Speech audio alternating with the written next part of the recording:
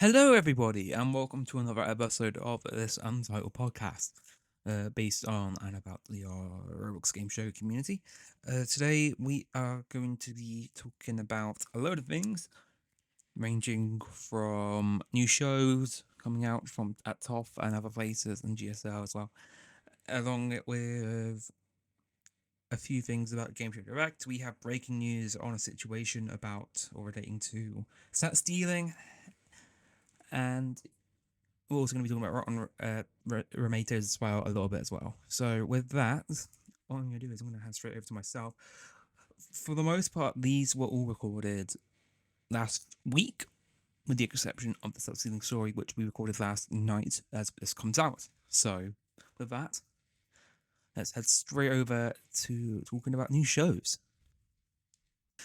These were announced after Gameshow Direct, so it's very old news, but I digress because I didn't get a chance to go over these, but I'll probably get a few of them other ones coming in as well during all this. So JC shows back September 19th. It'll probably be taking, I believe that is a Friday, September 19th. Just check my calendar. Yeah. It's a Thursday. Oh. Ooh. So JC going on Thursday nights going forward. I can't really say much about that. Weekday shows still pretty untested waters. Normally, or in the past, they have done pretty poorly outside of certain events like Easter and Christmas and December breaks and all that. But it could work. I mean, I'm looking into doing more shows on the weekdays go after the summer is over as well. Not on Thursday though. I was thinking Wednesdays, but I don't know if this is an oversight from them thinking, oh yeah, it'll be on Friday, or it's actually just it is going to be Thursday. I don't know, but it's going to be an interesting thing. Chat shows normally don't do too well, generally speaking, unless you're today on CBS. And even by my standards, I still feel like, and it's a personal view, not anyone else's, but it's a gaming community. We're here to watch game shows, not chat shows. I've said that before, and I think I've said it before multiple times, if not on this podcast, but if not on this podcast, in general. And I think people have heard me say it before. I'm just checking as well, by the way, to see if I can find the ping or the notification I got on it. Oh no, I got that wrong. I am sorry. It's September 14th. It's Friday. I don't know where the 19th came from.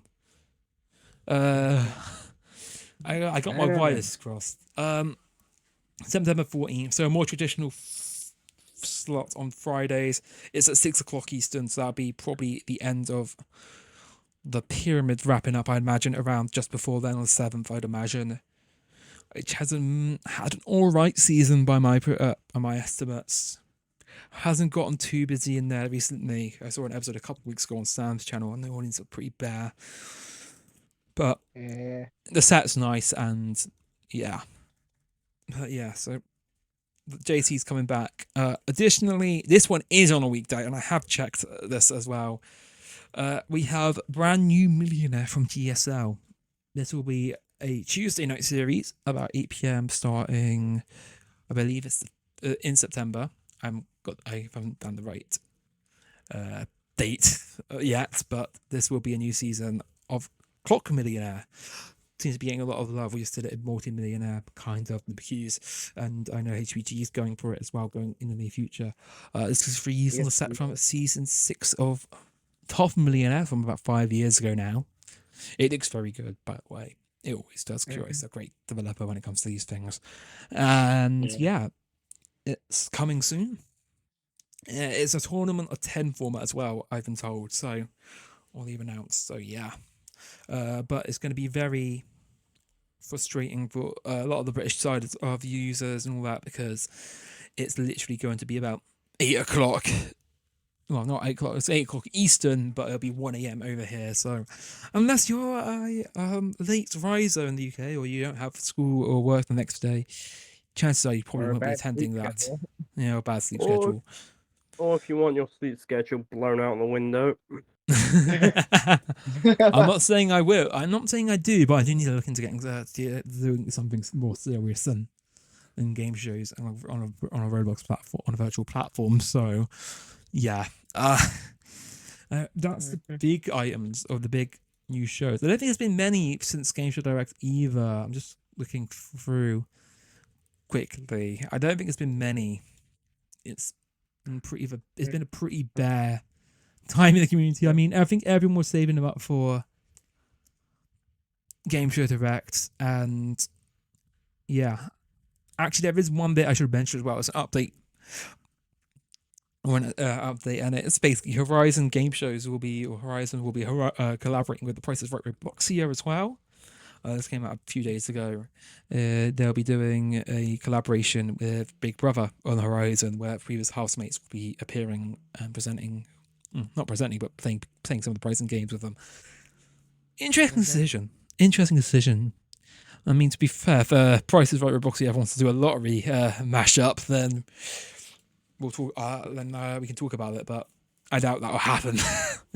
But I'd say, them doing that, I had a feeling it was bound to happen sooner or later, since Price is Right ROBLOX is basically kind of like following current Price is Right times. So that they haven't done They haven't done a mashup in years. We can 10 years almost. It'd be something that we probably end up doing for our version, especially like having our Price is Right collaborate, like mashed up with the lottery and vice versa in the future. Yeah, but knowing them, I feel like Mashup Week will be happening. It'd probably be Let's Make a Deal, because it's the same production team from Price is Right, so it'd make more sense to be those two. Yeah, but it's probably gonna be soon, either during the winter or either early winter of next year. Mashup Week is gonna happen. You think? I mean, to be fair, you're not in development with them, so you're not working for them. So, I guess that's a guess, but it's a guess. It's a guess, yeah. And usually with me, my guesses are usually pretty accurate as fuck. For some strange reason, I have that power. Why the fuck have I not won the lottery? Or they're wrong. But usually it's the right side. Those are the big stories from the side of the new show stories. I think that's all the big ones out of the way. I haven't seen anything smaller yet. Generally speaking, I've not really seen much out of that outside of the other ends of the community about new shows since Gameshow Direct. I'm literally just trying to find anything. Just to see if you say new shows. That's like 90% of them have been used by someone else. New shows, new shows to groups, pretty much, or announcements or stuff. I just want some new stuff out there. Well, if I can reply on that, if I can reply on that, almost every single group has a Family Feud. Well, I think the only exception being Starlight. Well, I have a new game show idea, like a very custom game show idea, because I've been having this idea in my mind for like 2 weeks straight, and honestly, it could actually work. You want to hear it? Yeah, we heard. Actually, Lala doesn't have a Family Feud as well. Wait, so do you want to hear what my idea could be? Yeah, go on. Well, I will just say to Crusher, I mean, we don't have a Family Feud in Blue Brick. No, we are looking at a Family Fortunes. Oh, it's the same thing. Come on. It's the same exact thing. Come on, Riley. So basically, my game show idea is the show is called. My custom show idea would be called Just One, where basically there's 4 contestants sitting like at a table. It's basically like a team millionaire type thing, where like there's like 10 things they need to do to get to like the very top prize. But basically, how it works is one player would be the guessing of like a word, and they'll be shown 5 words, and then it's numbered 1 through 5. And basically, say for example, everyone in here will be on the show, and I would say, okay, number 3. The job for the other people is they'll see the word that they picked, they'll give a one-word clue about it, or like two-word clue, how many clues they... Actually, no, it's a one-word clue, yeah. It's a one-word clue. And basically, every player shows their clues to each other first, and whoever is a duplicate, they negate each other, so basically their clue won't be like used anymore. And then when the player like looks at all the clues, they have to guess the word. If it's right, then they move up the question level and then they keep moving on. If they're wrong, however, the other that player who guesses wrong is eliminated and they can't play for the rest of the game. And the other three people have to keep going until like to get to the top rate prize. Basically, it's like an elimination type based like millionaire game, but with like a sort of like mixed with pyramid and like password. I was gonna say I very much felt $1 Million Password vibes coming off of this. Just saying. Mm-hmm. $1 Million Password, I'll argue, is the best version of Password. I liked it more laid back. Just general Password. I thought it had been doing. I just love recently. the more action packed that I we know, just go and and deliver. people have. plus I with think that's the- the good thing about Password generally as well, is that it is one of those shows which you can really take any direction you want. You can have over the top process. You can have it serious, big money. You can have it laid back and calm and relaxed. I mean, we tried to do a late night version in TRN a couple of years ago, and it bombed Yeah, I badly. remember that. But I think that's just because there was a conflict of ideas. So I wanted to be a bit more match game raunchy, slight vibe, instead of the comedic, instead of the way that we ended up taking it. So yeah, it sounds like an interesting idea. I mean, maybe someone might pick that up. I probably wouldn't in my group right now because I've got enough projects on my head, in my mind. So yeah. And I'm working on a little secret project myself. But it's basically a game show that almost nobody's ever even heard of. Me just working on 15 projects. I was gonna. Well, that's just on your own discretion, though. No, that's your own choice. You don't get. I don't get. That's your own decision. And the next point is we're going to talk about Rotten Tomatoes. This is Can I just say I've never heard of that. And this was passed on to me by Armin as well, ironically enough, because he was in here during the week watching Multi-Millionaire with us, taking part in it as well. This is on Monday night, I think it was. And basically he passes on to me just literally out of interest, or just out of, have you not heard about this yet? And it's like, no, I haven't. He has actually said as well, he's got a good idea for me, or he's got an idea for me as well. So I haven't actually said anything about that yet.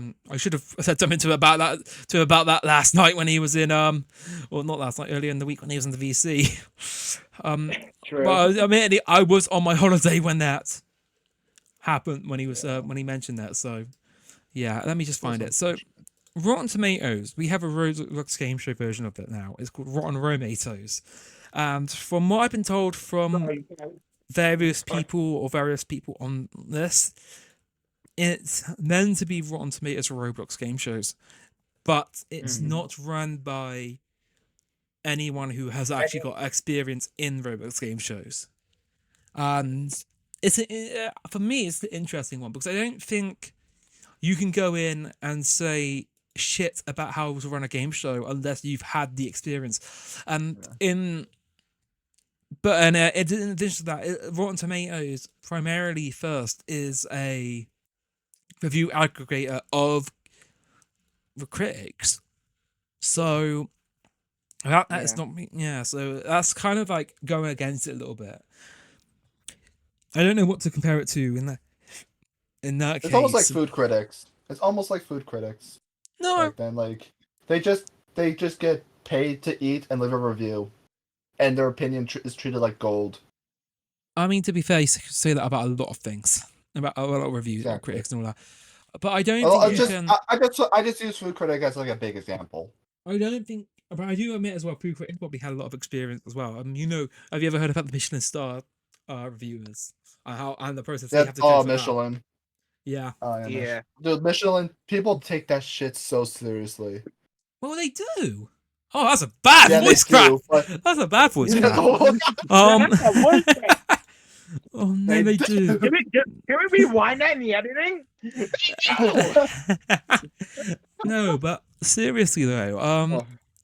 basically, I'm so almost thinking like people take Michelin too seriously. Like honestly, trigger warning here. There's actually been a story back then where actually a chef actually offed themselves because they did lose one Michelin. They went, I believe oof. they went. I think they went from Yeah. 1 to That's none or far- 2 to that's 1. kind of far, Wow. is it not? It is far, but it's just sad like how much dedication they have. And plus another one with being Marco Pierre White, who is the exact opposite, giving all 3 of his Michelin stars back because what are they even there for? They're just Pretty much. titles. I mean, admittedly, I have. That's why I respect Marco Pierre White's. Admittedly, a I have lot. actually eaten at Marco Pierre wait, but restaurant for my 21st. It was a lot of fun, and I really enjoyed it. Expensive, but a lot of fun. And I got a very nice view of Oh, yeah, the definitely. beach, of the coast. Anyway, back to the point. To date, at time of recording, there are shows that they reviewed and their ratings are as follows. APS 5 vs 5, Season 1, Episode 2, 55%. IFP Deal or No Deal, their season series premiere, 16.25, quoted as just tragic. Ivan Freeze losing their temper during the show alongside exploiters and people not taking it seriously. Oh, actually, I will say though, that sounds like a good thing to critic on. Yeah. Because legit, I will. Studio 64 chases season 3 finale, 77.5. Who Wants to Be a Millionaire Hot Seat, APS, 67.25. Rusty Roulette on MDS and TOF. This was the August 7th or 6th episode. I can't think. I don't have an exact date. 60%. Wheel of Fortune at Sunrise, 72.5. And I'll come back to that one in a minute. 1,000 Heartbeats LP, 75%. What's the Cube? The Cube, 93.75%. Highest so far. Highest so far. Family Feud TTC, 46.5. The Wheel, APS, 66.67. The Weakest Link Horizons, 65. Deal or No Deal, APS, 55, because he didn't forget to... Or episode unknown. It was the August 11th. I think it was maybe the August 11th episode.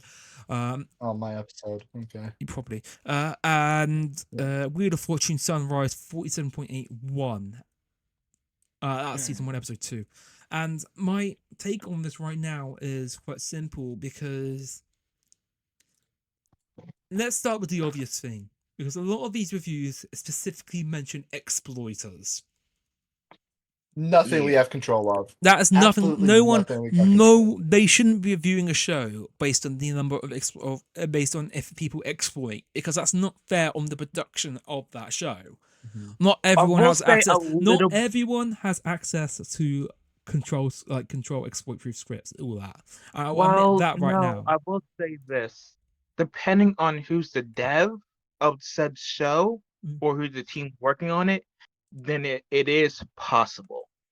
Like I know some devs who work on an APS show do have access to top exploit scripts, giving permission, and plus in the past did give out his copy in the top staff server. Yeah. When that used to be a thing, so Who everyone at clicked as least well. has a copy. Yeah, at least has a copy of an exploit. So I can understand that because at least all devs should know that one thing. You should at least make sure you have protection. Outside of Who Clicked, I only just installed exploit-proof stuff on Multimillionaire, and that's the first show I've done with like proper exploit-proof stuff in it, and that's stuff I've included in-house as well, by the way. Pretty much. Yeah, most of my stuff was given to me by Wheel, but basically everything in my show has exploits, even shows that we work. But because I want to make sure to get that out.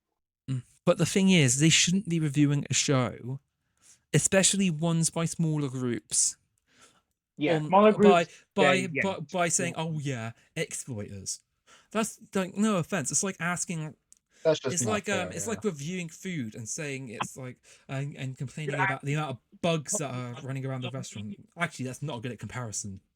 No, that's actually the restaurant's fault entirely. Yeah. Yeah. I'm trying to think of something that would be. No, It's like okay. baby. It's like it's okay. Impression. I've got the right one. It's like comparing or reviewing a video game, and then reviewing an online video game like Fortnite, Oh yeah. and complaining about it being about the servers, the PlayStation Network being down. Not their fault. Yeah. That's like the best Yeah. comparison I can make right now. Probably better than the food one I had. But that's what it's like. You can't complain about exploiters because they are already doing their most to try and solve the exploiter problem. And if you know how hard it is to produce a game show in this community, especially with the number of exploiters that are now, you know they shouldn't be reviewing it. That shouldn't be of merit in a review, because not every group's going to get exploiters. Not every group, and some are going to get more than others. You can't review shows based on the number of exploiters that come in, and that shouldn't be a factor in the score a review gets.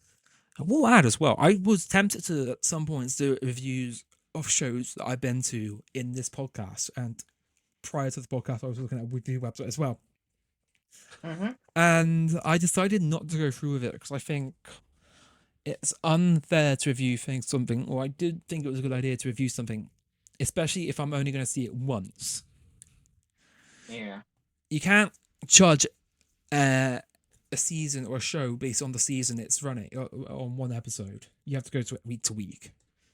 But I will say there are like a lot of shows here that I think are missing that they could have reviewed here as well, because it seems like it's all over the place with the reviews.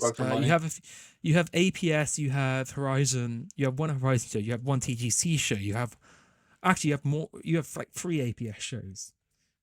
You have two Horizon shows. You have one Ivan Free show, which I mean a lot of people don't really go to anyway. That's not my. That's not really me being. That's me being pretty honest about it, and not, you know.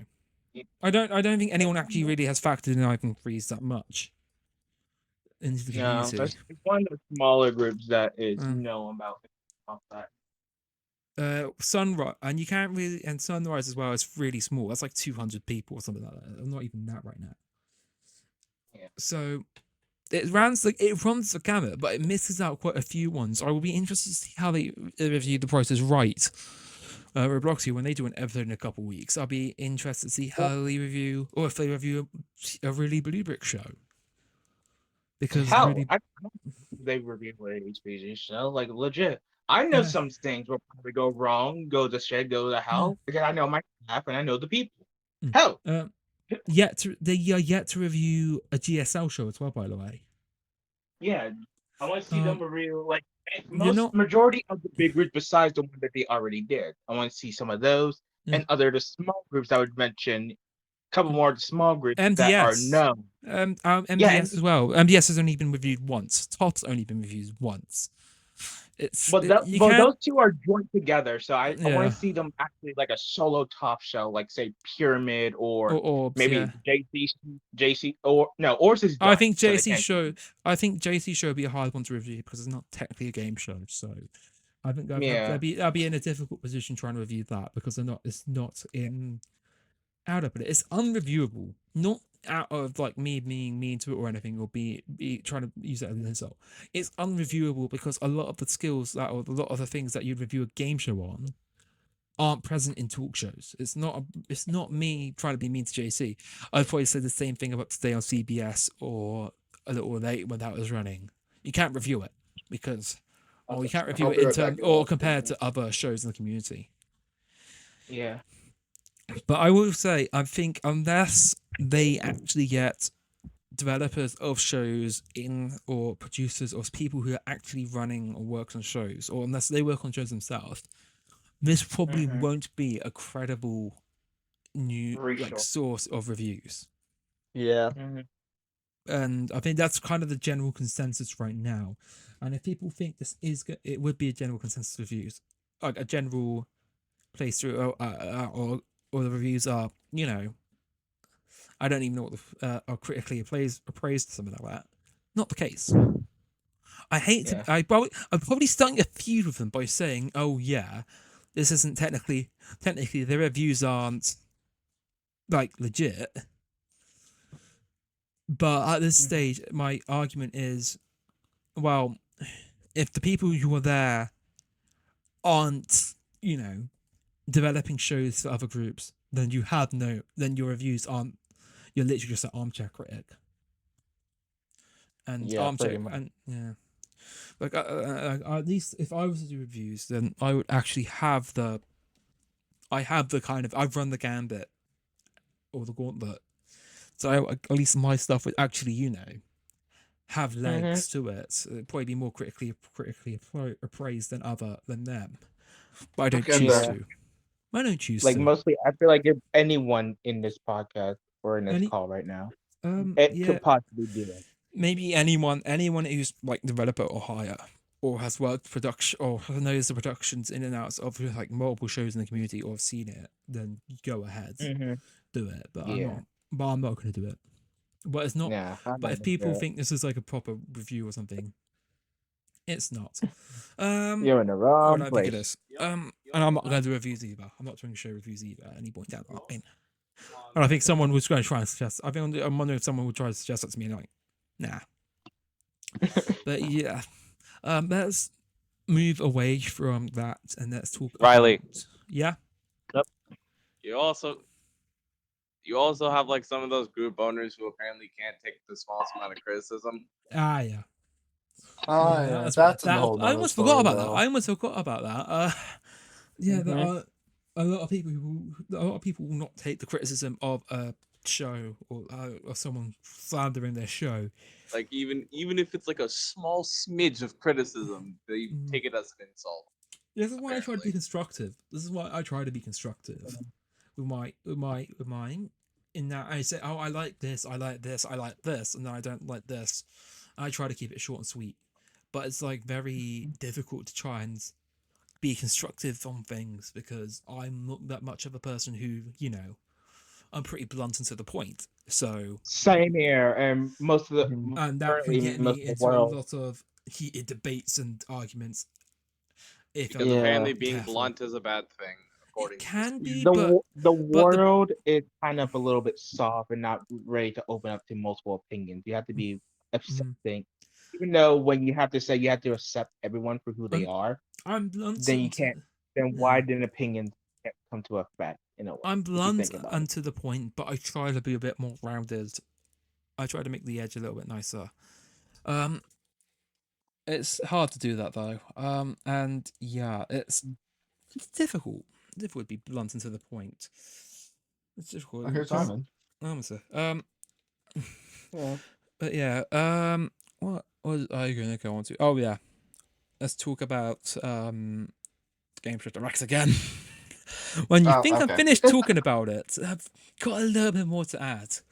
I mean, this is just really just going to be a post-mortem realistically about it because I think there's some things I probably should go over and I should clear up, but also I just want to just talk about how I feel about it now because I had a lot of stuff I didn't have a lot of time to like get my opinions and gather opinions on it and thoughts on it when we did the podcast originally. That was like 24 hours.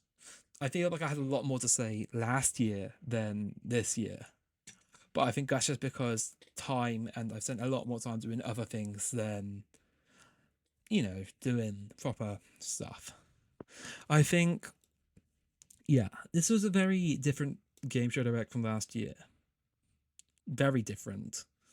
And I see that now in a lot more ways because we saw a lot more game show. As I said in the original thing, there's a lot less in the form of game show like announcements. We had a lot more general updates and that. I think that's a smart move in hindsight. It's a smart move because obviously people don't want to get hopes up as well right now. It's kind of, I would say there is a bit of a developer problem.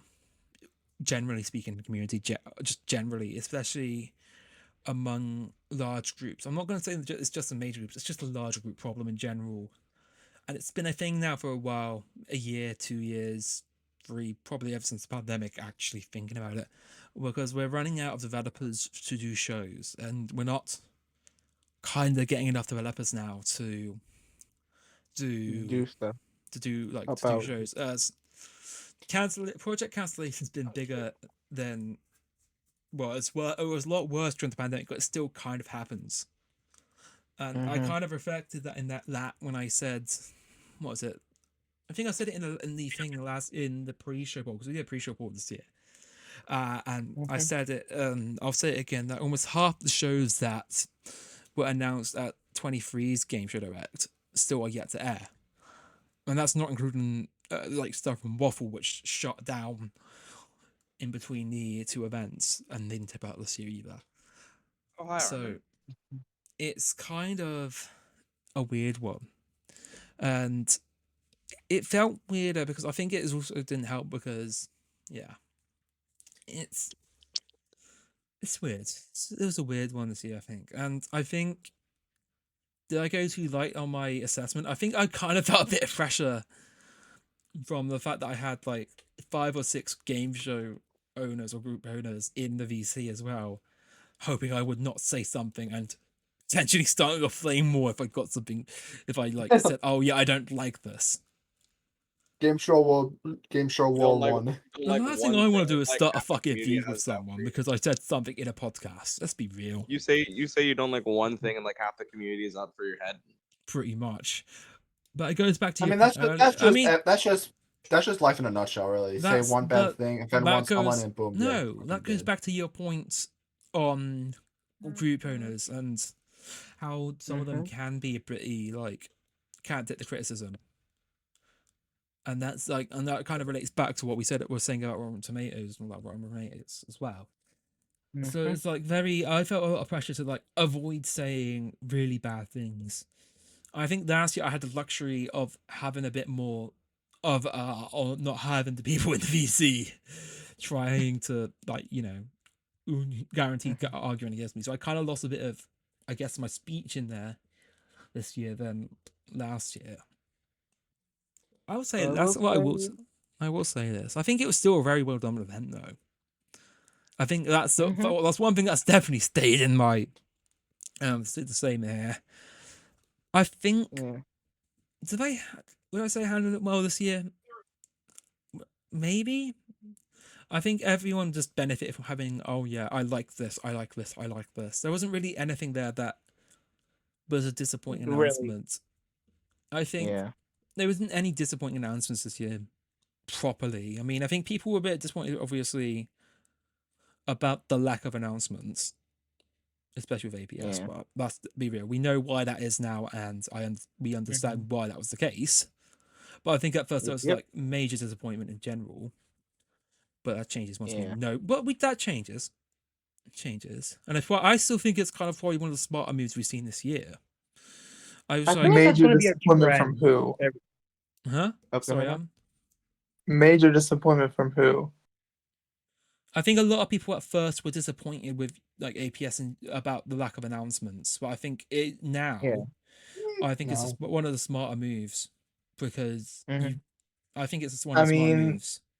I did put a statement out there, when the we read it. We read it out as well. We cleared that up. And I just want to say, I think people are I don't want to say that people are used to me putting stuff out there all the time, if you know what I mean. Yeah.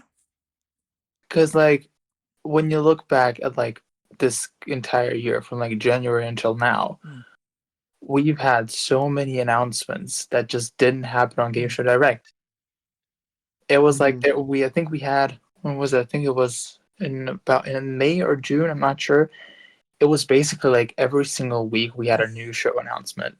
And due to our scheduling and whatnot, we just couldn't wait for Gameshow Direct because some shows were planned to start even before that. So we couldn't really wait. But yeah, I mean, at the end of the day, do I regret it? Absolutely not. I think, we wanted to do it that way. The only thing I really regret not doing, and I look back at it now, is not doing a trailer. we wanted to do one. There was we saw the showreel came out earlier this week, didn't it? I imagine Yeah, it that's came what out you were yesterday. going to intend that. I think you were intending to bring that out at Gameshow Direct, weren't you, and include it? But I don't think was it not ready in time, I'd imagine. It was. Here's the thing: we had 3 different concepts for trailers. And there was one that we ended up going for, but then we realized, oh shit, we have copyrighted music. Like we can't use this. Oh Good old no, copyright. copyright. That Good sucks. old Yeah. copyright. Thanks for And then fucking us over almost every day. and then I just said, okay, well then screw it. Like we're not gonna do it now. We're just gonna bring it out later. And then we did.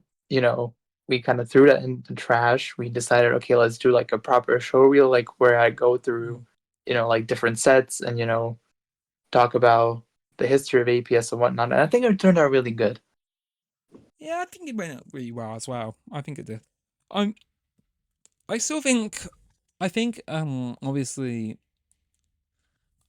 I think obviously it was a shame that you didn't come in for the direct podcast when we did it. I think I was on vacation. No. I mean, to be fair, I get that. I mean, I was on vacation last week and I still want to do a podcast and shows, but yeah, couldn't. Was it 2 weeks ago now? Yeah. Time's slipping by too quickly. And definitely 2-3 weeks ago. But I think, yeah, that's understandable. And yeah, because I think you would have probably been able to defend a lot more from people. Because I try to play devil's advocate when people are in the VC and we're talking and we talk shows. I do try to play devil's advocate and play both sides off a little bit, so both sides kind of get a fair bit in. It may not sound like it sometimes, but I try to. I mean, looking like at some of the announcements, I think one that really surprised me. I think the only problem with it was, the host. Like we had LP, they literally had their own like little studio outside. Yeah. And I actually really liked it. And I think the only problem with it was, Pokal, because he did like the hosting. And when he usually does voices stuff, then you pretty much need subtitles every time. So I think that was the only problem. There was probably things I bloody missed. Not just because I didn't. Obviously, I was trying to get. I was doing the exit poll that time or during the time as well. I was just probably missing things as well from, generally speaking, just from maybe how people speak. Obviously, I don't think we take for granted. I think we kind of take for granted that everyone thinks, oh yeah, everyone in the community has a clear voice. Not the case. Not the case. It isn't. No. No, I mean, even. I think, and he also has like a pretty hard accent, so like I understand it. So like, but I don't know. It's just I liked how their presentation turned out. My personal favorite was Horizons. Yeah, I love Horizon. I said it, and I still stand by it. I think Horizon had the best Gameshow Direct. I think even despite what people said in the expo, personally for me, it was probably the best set of announcers we had, or the best presentation we had. Yeah, Horizon has like the best announcement wise. Did also Horizon also had the Crystal Maze, right? Or was it somewhere else? Yeah, that was Horizon. Horizon. That was Horizon. Yeah, Horizon with Dude, Starlight. I still remember as soon as the Crystal Maze popped up, I literally jumped out of my seat and hit my head on my bed. So, this is a bit of breaking news that we've had, and we're literally recording this today before this goes out. It's a good thing we haven't finished editing this, otherwise we'd be having to do this as a bit of an emergency podcast. But we've had reports of set stealing going on within the community again. And for some reason... Well, it's not for some reason, but I think I know, or I have an inkling to why, but we'll get to that in a minute. But for those who don't know what's been going on, and this is a really recent developing story, the user Kyle Makes Stuff, also potentially known as Kyle, has been caught dropping sets or removing sets from, or stealing sets from a vast array of people. This includes the Drummers Gameshow Paradise and Comet Studios, also been very much affected by this as well. This has been it's a bit of a surprise because it's a very late development, and yeah, I don't really know much about this. Madge has released a video, which will probably link in the description, of some of the stuff he's stolen from sets he's stolen. This includes a whole Wheel of Fortune set, a Jeopardy set, God, I can't even see what else there is here. I think there's a whammy set as well involved, among other things. I think Family Feud. Family Feud. Well, I might as well let you guys take this for a minute because I don't know much about why, or I think I know why this might be the case. Well, I have a potential motive, but not much of a. But it's only really a potential motive, not much else. But if anyone else has any information that you know about this, go ahead. I guess. We really Yours. I mean, yeah, we, I guess. we kind of know about this. Yeah, I know as well, and yeah, for those who are watching the podcast, and if any of you can hear me, I'll state the reason from what I've heard from a few sources. Pretty much, the reason why this is possibly happening is that what am I saying? Wow, yeah, give me a bit. No, it's fine.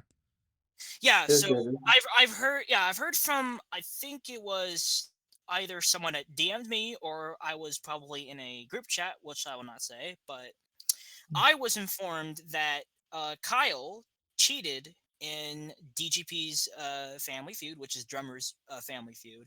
I can confirm because this was in the chat, in the staff chat that me and Wendy were part of. So I'm just gonna try to read this real quick. So basically, he was accused of cheating.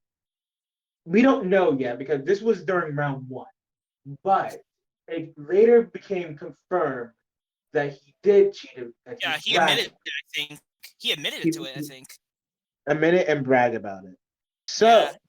Not only even that, though he was staff for Drummers Group, later he went AWOL and started deleting sets that he was helping with people, and then open up the games for Drummers Group.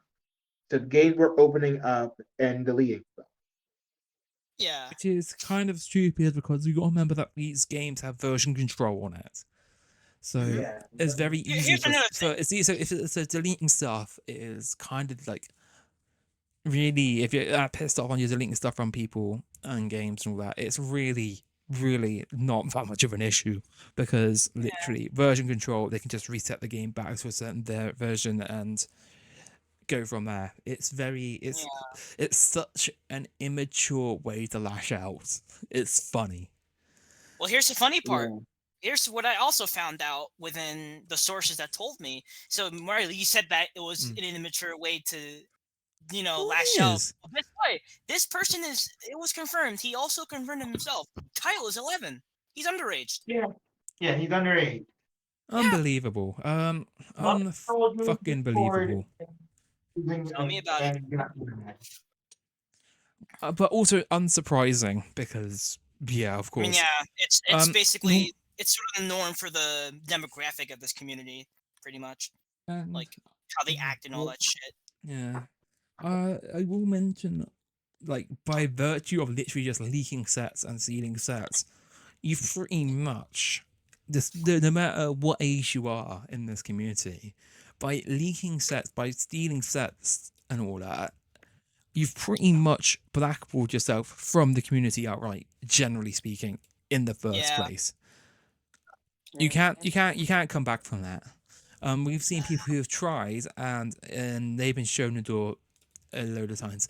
Of course, this is very different from something like a situation where we had Richie or stuff like that in 2021. Very different. This isn't a literal this isn't an attack using stuff like synapse or anything like that where they was coming into the game and seeing sets. This isn't anything like that. This is someone lashing out because of stuff and using the people they have or the groups they have nearby to do the damage. This is very different from what we have seen in the past, and obviously, as I said, it shows their immaturity.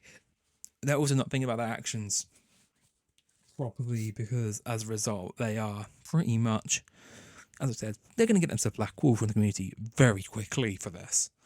Yeah. TOF Studios, there's a bit of commotion going on in there because because of it.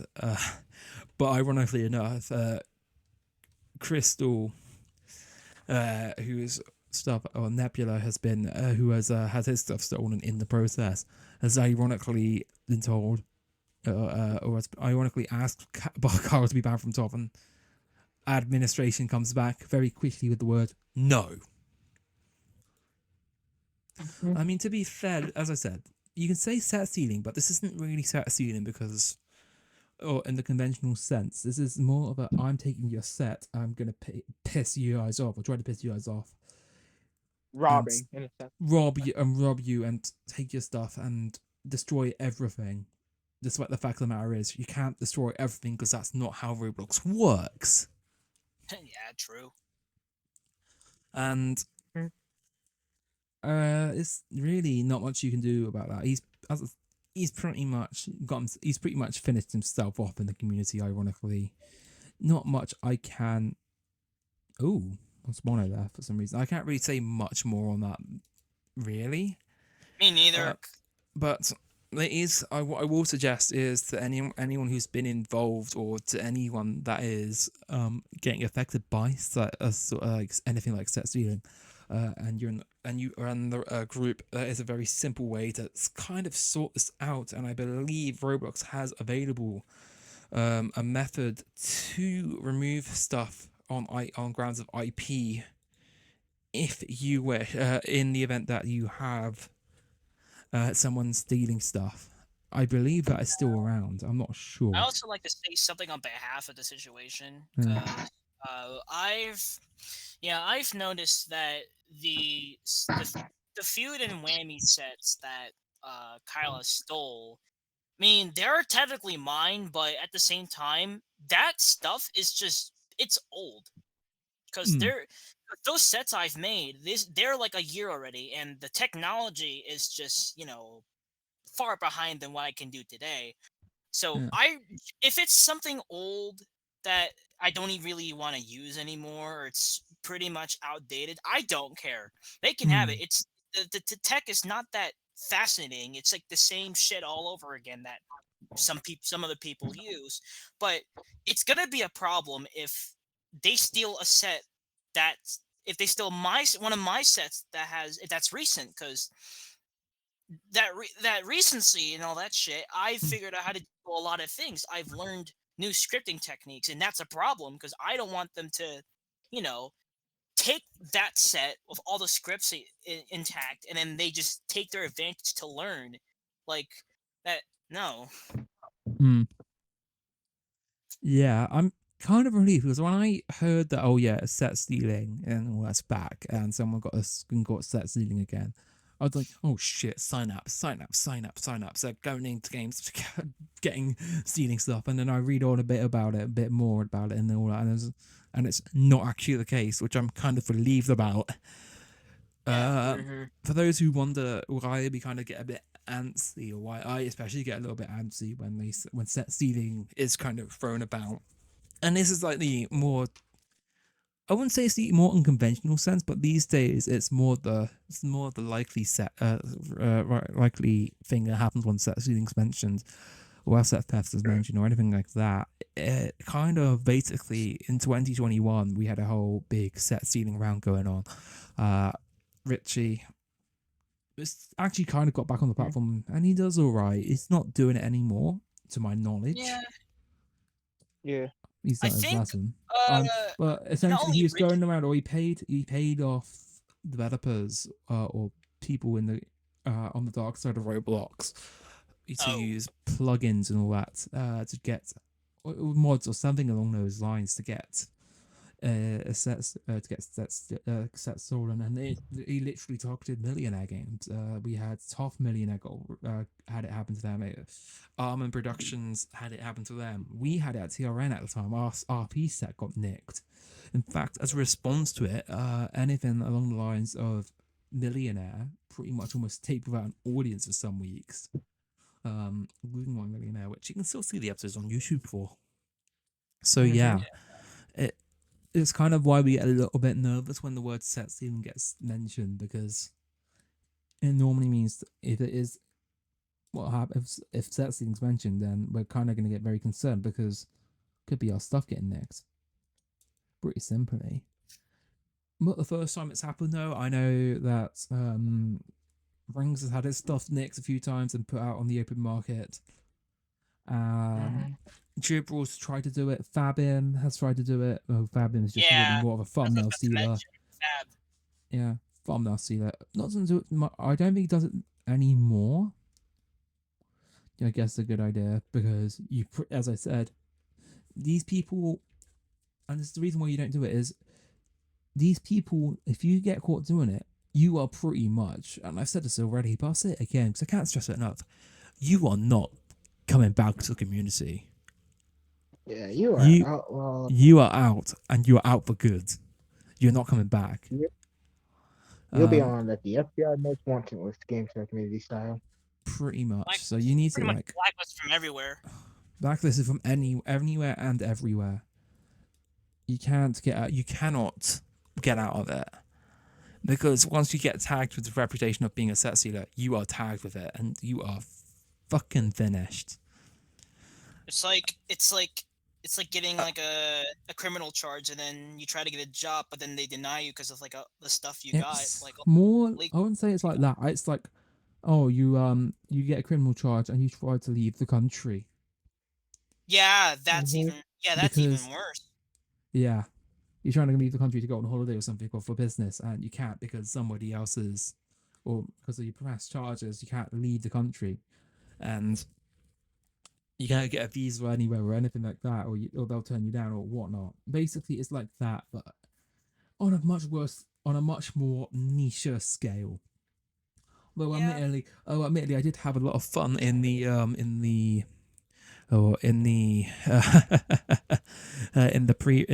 we first heard about this. I got to get a few good jokes out of my way, out the way as well. We had Kyle doesn't make stuff, Kyle steals stuff, Kyle steals sets, and Kyle gets blacklisted. They got a bigger laugh earlier, I'll be honest. It may be name calling, but or jokes at its expense, but no offense, mate. If you set steal, you're gonna get it. You are going to get it. You are not biggest ban hammer. Yeah, I mean you say that, but in the actuality, he's still in TOF, so no ban hammer. Yet. Yeah, I don't think TOF would give a shit. Oh, no offense. Yeah, I mean to be fair, in this kind of one, it's less of an issue because it's not. Yeah. It's kind of your own doing, pretty much. But I think that will put him on high alert if they ever do try that. If he ever tries to go for roles or anything like that in TOF or anywhere else in that matter, it will probably be a red flag. They'll think of that as a red flag. May I ask, how is the peak groups involved handling this? By the way, I have. Or do we not have any idea? Okay. Let me just scroll up real quick because I also got. Someone told me through a group chat that let me just scroll up. I've heard that Drummer has said that Family Feud is going to be on a hiatus for a little while. That's what I think that's been confirmed by a group. What's it called? Group shout that is going to be taking a hiatus whilst this whole situation comes down. But I haven't heard anything from Comet, or I haven't seen anything yet from Comet that has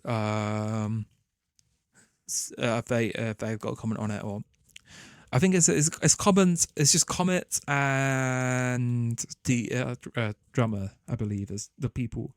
Okay, so or is that other? Am I getting or am I getting it mixed up with other? Or am I getting missing other ones as well? I'm not so sure. I'm not so sure myself if Kyle has stolen other groups. I don't think he would. If he was staffing those two groups, then it's just going to be those two groups. All right, because I don't think he can. I just got word from the. I just scrolled up. I got the. So about that question where you said how are the big groups handling the situation? I was asking the big group about the big group, but you can go on if you want. So, I've heard from a source that a friend of mine did take their attention to Armin, and yeah, he did put it in the APS staff channel so they can take a look at it, so they can like on high alert about the situation if something happens. But I don't know for any other potential big. I don't know about any other groups. I was thinking about smaller groups. I was thinking about how the actual groups directly affected of this are doing about it, or how they're feeling about it, or what they're doing about it, or anything along those lines. I will add, I am trying to get word on. I'm trying to figure out if. Let me just see. I'm trying to get over the Comet Studios group page so I can see if they. Okay, here we go. Okay. Oh, okay. Not only that, I just got. Okay, this was like almost 3 hours ago in another server I'm in. Maj did mention that he's gotten banned from. These are the current lists. I mean, not current, but this is like the list I have so far. He is banned from these following groups: Gameshow League, Mikey Does Stuff, Sunrise, Lucas Group or LP, JTL, RBS, Whammy's Home of Game Shows, and Armin Productions. Fucking hell. Well, to be fair, he had it coming. As I said earlier, it is pretty much a blackball offense to steal sets, and you can kind of see it there, kind of in the making. I'm probably going to add really Blue Brick to that as well, and along with the bands, the RPs as well, when the next update comes out. So I'm going to kick him out of that as well. So you're going to add Blue Brick to that as well. Yeah. I don't like following the herd on these kind of ban offences. I've made it clear before, but I'm not really someone who follows the herd. But I think on this occasion, then it's kind of this is kind of serious. So and he's also now trying to pass himself off as Johnny Zillion as well. For those who were wondering. This guy is just copying like every influencer in the community. Like, well, you can't. Earlier he was Armin. Like, get the fuck out. Look, listen about like. Not you. I know, but like I don't understand like impersonators, right? Sure, some people won't allow it. They won't give a shit, but for me, it just kind of bothers me. Like, I know you like that person so much, but like, why? Like, why would you? I don't understand. Like, why? All I will say is, if you try to impersonate me, good luck. My Shaggy's won over 1,000 Robux right now, so unless you're trying to go on and do one on APS's Millionaire, good luck trying to get a hold of it. I'm not joking either. You think I'm joking? You fucking think I'm joking? It's just the way that you say it was funny. I have the Shaggy, but I have it. I've had it for years. I had it when I was 6. I did get the Shaggy months ago, but I did have a decent amount of Roblox, so I could afford it. So, but easy. Back just to wrap up the point, I guess it's kind of quite simply, don't steal sets, otherwise you will be kicked out of it faster than you can say. Usain Bolt. Well, I do hope the other 11-year-olds potentially watching or hearing this podcast would take notes. I doubt it. I doubt it. This podcast. I mean, to be fair, the market, the analysis shows that the people listening to this podcast are pretty much over the age of 18 anyway. So just to put it out there. So just to make sure. But shit, fuck. And let me just and finally.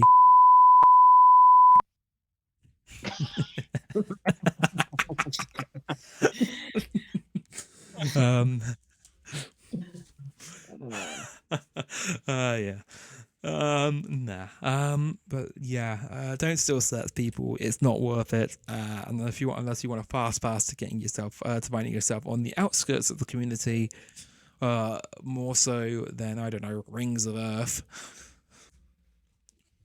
Deep cut, I think that's a deep cut, but I'll go with it. So he's not really taken seriously that much in the community either these days. And he's, to be fair, Ring's never been taken too seriously in the community. But yeah, unless you want to be kicked out of the community, landing on your ass in front of almost every group in the community, don't set steal. Yeah. Don't fucking set steal. because it's not not worth your worth time. it. Actually, there's one other thing I will mention as well on this front, and that is I'm no response to get out of Comet from this, but I find it kind of crazy that in was it the 2-3 months that they've been around, they've literally been the center of, or kind of been directly influenced in the Hyperion shutdown, because they were pretty much set up as a successor group to Hyperion originally, but they tried to disavow that. Yet all the shows that are pretty much launching there are for Hyperion. So technically speaking, isn't even a fucking. It's technically their the Hyperion set as well, Matt.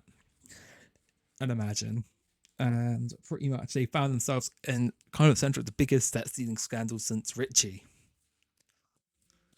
That is one hell of a summer to have. I'll tell you that much. I'll tell me about it. Listen, okay, for my personal life, my summer was really something. Okay, because I had to deal with a lot of things, but at least things are dying down for me, which is good. Yeah, I mean, my summer's pretty good right now as well. I've had a pretty good summer. I mean, I've still got it for another 2 weeks, so yeah, fun. I started school already, but it's this week is just orientation week. Nothing special or fancy. Just just the introduction to the school. Gotta think on my next steps. Also, by the way, actually, in a follow up to that bit about Comet as well. Comet Studios, kind of. Well, I'll be cutting the feed in a minute. Kyle is still an admin developer at Comet Studios as of recording, despite the fact that he's pretty much in court stealing their sets and are yet to be kicked. Is yet to be any action from them on that side. I'm gonna wait and see what happens with this. I think I'm gonna give it a couple of days, and then when we record the next podcast, I'll probably talk about it. I'll be in 2 weeks, I imagine, because we've got enough for this week anyway. Armin's podcast, Armin's interviews coming up, kind of interviews coming up next week. He's not a big fan of it. Future tense here saying he's not a big fan of it because everyone kept talking over, so I can actually get the questions across to him. Yeah, but I like a bit of that. I like a bit of that open dialogue bit. I like to have that little chat about things, and then people chime in, even if it isn't Armin or myself or whoever's in the hot seat in the grading seat, I guess. Yeah. I like that little bit gets questions that I wouldn't ask across, but I need to kind of calm it a little bit so we don't have people, so it doesn't get that bad again. Yeah. Since we've recorded that little segment for the show or for the podcast, we've had a few other bits of information released. First off, we have a response from JTL or JLAS, who owns JTL and also Comet Studios, which was a main victim in all this. He has commented, "It is really disappointing to see that happen.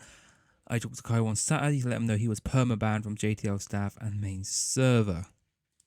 Additionally, it wasn't just Kyle who got caught in the crossfire here.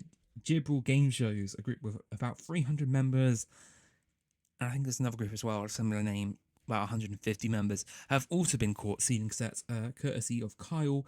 I'm going to comment. I just want like to thank Romatoes for the information on this. They've said that Kyle does not take any responsibility, and the game is full of admin abusing and angry community members.